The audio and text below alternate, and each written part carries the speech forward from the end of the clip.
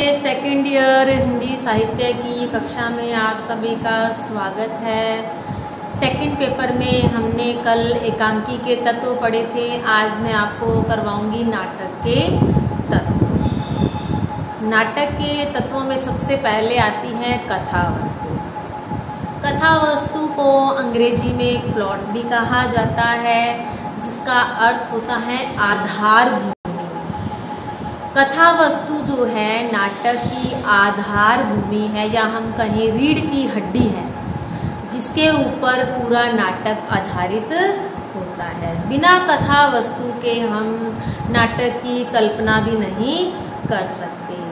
नाटककार जो है अपनी कथा वस्तु के लिए सामाजिक, राजनीतिक, आर्थिक, धार्मिक, ऐतिहासिक कोई भी क्षेत्र चुन सकता है। यह उसके लिए स्वतंत्र होता है। वह अपनी कथा वस्तु को इन किसी भी क्षेत्रों से उठा सकता है। तो कथा वस्तु जो होती है पौराणिक भी हो सकती है, ऐतिहासिक नाटक भी हो सकते हैं, राजनीतिक, सामाजिक, जिनके अंदर क्या है उस युग से हमें परिचित कराया जाता है। या सामाजिक नाटक कहे जाए तो समाज की पर आधारित होते हैं वो, जैसे सामाजिक कोई समस्या पर आधारित है, सामाजिक कोई आदर्श पर आधारित है। इसी प्रकार राजनीतिक नाटक हो गए, धार्मिक नाटक हो गए, ठीक है, पौराणिक नाटक हो गए। जैसे हम देखते ही आए हैं, महाभारत देखा है हमने, आता था दूरदर्शन पर, हम देखा करते थे। तो ये एक प्रकार के दृश्य और श्रव्य दोनों ही प्रकार के होते हैं। नाटक क्या होते हैं, हम जब उसको देखते हैं तो हमारे हृदय के अंदर क्या है, उसको बार बार देखने की इच्छा जागृत होती है। तो ये रोचकता और जो उसके अंदर आती है, तो ये कैसे आएगी, उसकी कथा वस्तु पर ही निर्भर करती है। नाटक जितना अच्छा होगा, आपने देखा होगा कि स्टार्टिंग में जो नाटक होते थे वो कैसे होते थे, तिलस्मी हुआ करते थे, है ना, जादू वाले दिखाया करते थे। तो जैसे चंद्रकांत आया करता था पहले, ठीक है, जैसे एक और आता था, अभी शुरू में भी आता है, हम देखते हैं टीवी पे, जैसे अलादीन देखते हैं। तो ये इस तरह के नाटक क्या होते हैं, जादू वाले, ये रोचक होते हैं। हमें इनको देखने के आगे क्या होगा, इसके लिए कौतूहल उत्पन्न होता है हमारे हृदय में। तो जो नाटक की जो कथा वस्तु होती है वो इसी प्रकार की होनी चाहिए कि या तो वो कोई ना कोई सामाजिक उद्देश्य की पूर्ति कर रही होगी, या फिर वो मनोरंजन की दृष्टि से लिखा जाएगा। तो ये क्या हो जाएंगे, नाटक की कथा वस्तु जितनी अच्छी होगी नाटक उतना ही सफल होगा। तो नाटककार क्या है, कथा वस्तु उसकी रीढ़ की हड्डी है, तो इसके ऊपर उसे सबसे ज़्यादा फोकस करना होता है, ध्यान देना होता है कि कथा वस्तु उसकी अच्छी होनी चाहिए। उसके बाद दूसरा जो नाटक का तत्व है वो है पात्र और चरित्र। आपको पता ही है कि हर नाटक के अंदर, जैसे एकांकी के अंदर भी क्या थे, पात्र थे। इसी प्रकार क्या हो गया, इसके नाटक के अंदर भी क्या होंगे, पात्र होंगे। लेकिन एकांकी में पात्रों की संख्या सीमित होती है, क्योंकि वो वन एक्ट प्ले है।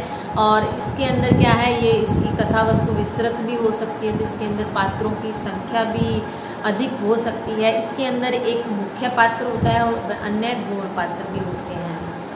तो जो मुख्य पात्र होता है उसके गुणों के बारे में भी नाटक में हमें अवगत करवाया जाता है।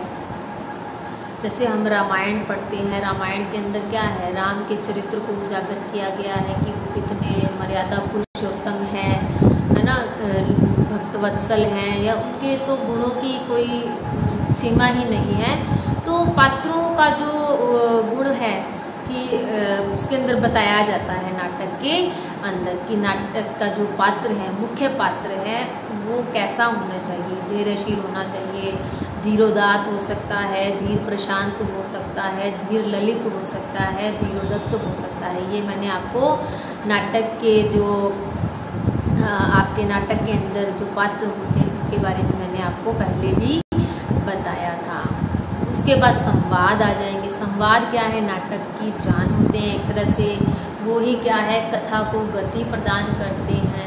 कथा धीरे धीरे संवादों के माध्यम से ही आगे बढ़ती है। तो संवाद क्या है, पात्र के अनुकूल होने चाहिए और संक्षिप्त, सरल, सहज होने चाहिए। इतने लंबे लंबे भी संवाद नहीं होने चाहिए कि पाठक को पढ़ते पढ़ते उसमें बोरियत का अनुभव होने लग जाए। उसके बाद इसकी देशकाल वातावरण हो गया। देशकाल वातावरण में क्या है, मान लीजिए ऐतिहासिक नाटक है, तो उसमें इतिहास के बारे में दिखाया जा रहा है, तो उस नाटक के जो पात्र होंगे उनकी जो भाषा होगी, उनकी जो वेशभूषा होगी, उनकी जो जीवन शैली होगी, उनकी जो संस्कृति दिखाई जाएगी वो उसी के अनुरूप दिखाई जाएगी जिस समय को वो प्रस्तुत कर रहे हैं। जैसे महाराणा प्रताप नाटक देखते हैं, छत्रपति शिवाजी नाटक देखते हैं, तो उस समय में वो जिस तरह का जीवन जिया करते थे उस शैली, उस देशकाल को उसमें दिखाया जाता है। तो यह नाटक का एक महत्वपूर्ण तत्व है। उसके बाद आ जाएंगे हम उद्देश्य।